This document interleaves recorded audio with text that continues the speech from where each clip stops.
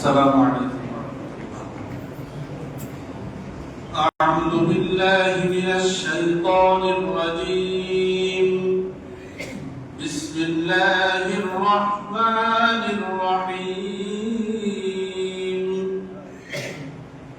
قل هو الله أحد الله الصمد لم يلد ولم يولد ولم يكن له كفوا أحد صدق الله العظيم.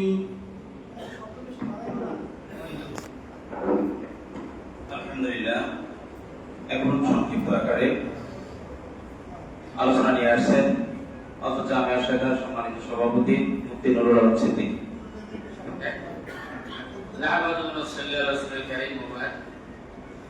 ইসলামী আন্দোলন বাংলাদেশ সরকারের জামিয়া শাখার আয়োজিত আজকের নবনির্বাচিত মহাসচিব এর সম্বোধন অনুষ্ঠানে সর্বকে খুশি আমাদের অন্যান্য সচিবরা রয়েছে এবং খুশি খুশি আমি খুব পেয়েছি, এর জন্য বলি আলহামদুলিল্লাহ। কথা আমাদের ঘুরে ঘুরে বলবেন। তো আমাদের বিশ্ববন্ধু 25 বছরের নির্দেশে জামিয়া প্রজাত কমিটি ও ইসলাম আন্দোলন কমিটি গঠন করা হয়েছে। তো সেক্ষেত্রে আমাদের ছিল যে দাবি ছিল যে আমাদেরকে জেলার নাম দিয়ে কেন্দ্র আমাদেরকে শাসন করবে, তাদের তত্ত্বাবধানে চলতেছে। তারা আমাদের নির্দেশনা দেবেন, কর্মসূচি দেবেন, তরবিয়া দিবেন, এরা মাসিক দিবেন, তবে দুর্শিষ্ট বিজ্ঞ মেধাবী ওস্তাদ এখানে আছেন। সেই হিসেবে আমরা কেন্দ্রে শাসিত করতে চাই। সে মর্মে মহাসচিব আছে, মিশা হুজুর আছেন। আমাদের দাবিকে আপনারা না আমরা আলাদা জেলার নাম নিয়ে আমরা কেন্দ্র থেকে ডাইরেক্ট চাইতে আমাদের নিয়ে আসবো এক অবস্থায় অন্যায় যেহেতু আমরা অপেক্ষায় ছিলাম যে নতুন কমিটি হোক, এবার আবদার করবো যথার্থ পাইছি উপস্থিতি দাবিটা হোক। এখন আমরা কোথাও যাইনি, এখন কোথাও যাইনি, আমরা চাই দিয়েছি। হ্যাঁ, আর আলহামদুলিল্লাহ আমরা উস্তাদের মধ্যে নতুন অনেক উস্তাদ দিয়ে বলছিলাম, তাদেরকে সদস্য পূরণ করে সদস্য করে গেছি। তারা 57 জন অনেক ছিলেন না, সবাই সদস্য করা হয়েছে। আশা করি জামিয়ার কোন উস্তাদ এবং কর্মচারীর মধ্যে সদস্য ছাড়া কেউ নেই। আর আমরা অনেকেই করা হয়েছে, আলহামদুলিল্লাহ সদস্য হয়েছে, আমাদের অনেক হয়ে গেছে।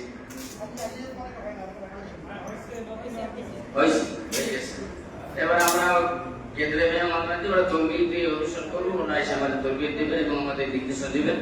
সেই নির্দেশনা অনুযায়ী আমরা সামনে পথ চলার চেষ্টা করি।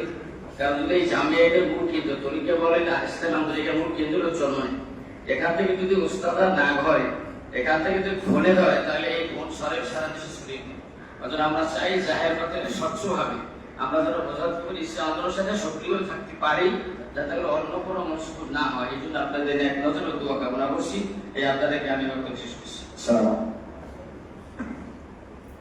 আলহামদুলিল্লাহ, এ পর্যায়ে আমাদের সামনে মূল্যবান আলোচনা নিয়ে আসছেন মাওলানা গাজী আতাউর রহমান, মহাসচিব ইসলামী আন্দোলন বাংলাদেশ।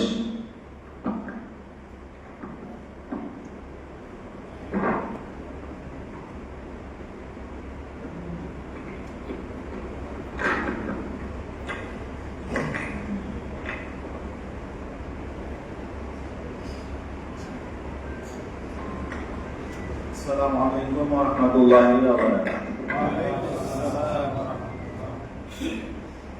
نحمده ونصلي على رسول الكريم أما بعد. أعوذ بالله من الشيطان الرجيم. بسم الله الرحمن الرحيم. هو الذي بعث في الأميين رسولا منهم يتلو عليهم آياته ويزكيهم ويعلمهم الكتاب والحكمة. صدق الله العظيم. আজকে গুরুত্বপূর্ণ মজলিসে উপস্থিত ইসলামী আন্দোলন বাংলাদেশের মোহতারাম আমির, আমাদের প্রাণপ্রিয় শেখ হযরত মিশা হুজুর চরমনাই, উপস্থিত ইসলামী আন্দোলন বাংলাদেশের যুগ্ম মহাসচিব এবং সহকারী মহাসচিবগণ এবং এই এই ঐতিহ্যবাহী জামিয়া রহমান শ্রদ্ধেয় আমি আল্লাহ পাকের দরবারে শুকরিয়া জ্ঞাপন করি যে মহান রব্বুল আলামিন আমাদেরকে এই পবিত্র কাফেলার সাথে শামিল হয়ে দিনের কিছু কাজ করার সুযোগ আমাদেরকে দান করেছেন।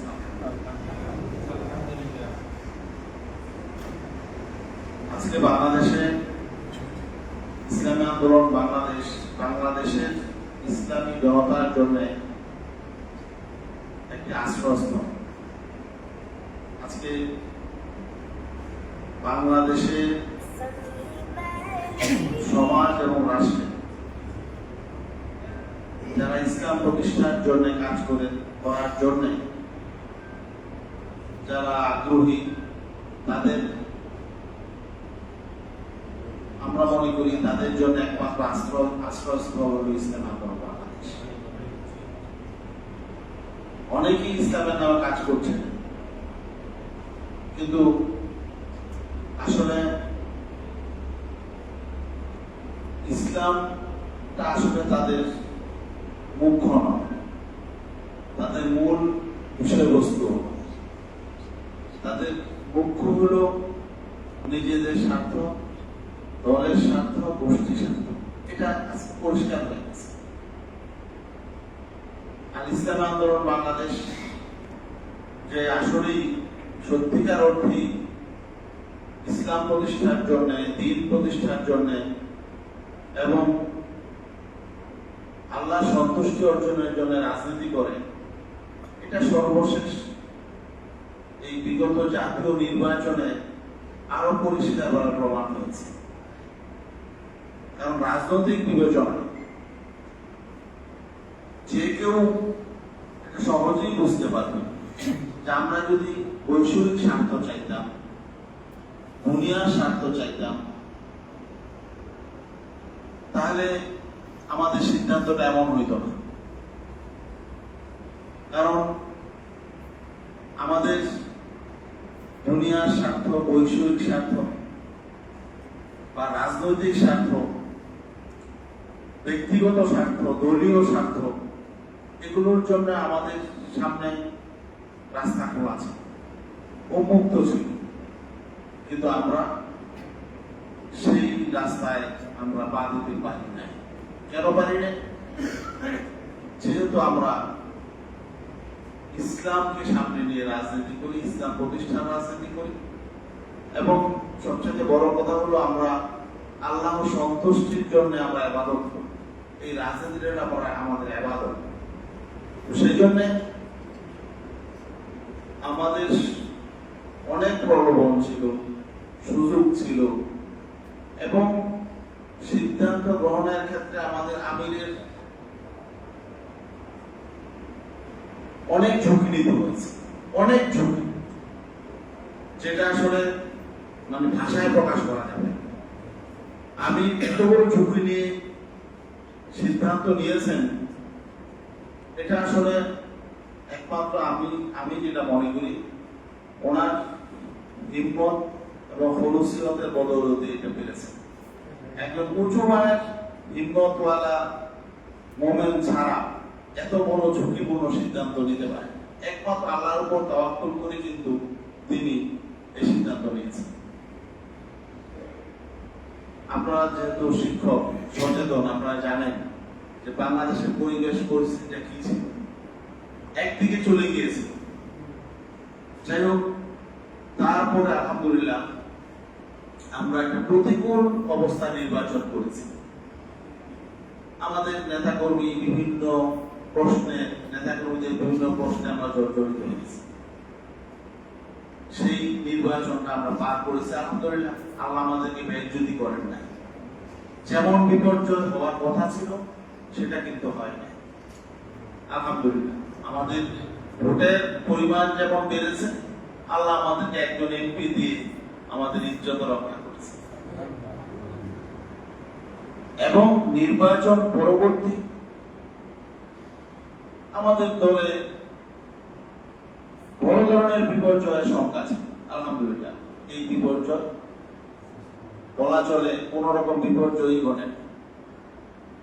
যারা আমাদের কিছু যাদের একটু বলা চলে দুর্বল ইমান বলা চলে, বা যাদের নিয়তে কিছুটা গড়বড়ি ছিল, তাদের মধ্যে কিছুটা হতাশা স্থবিরতা দেখা দিয়েছে।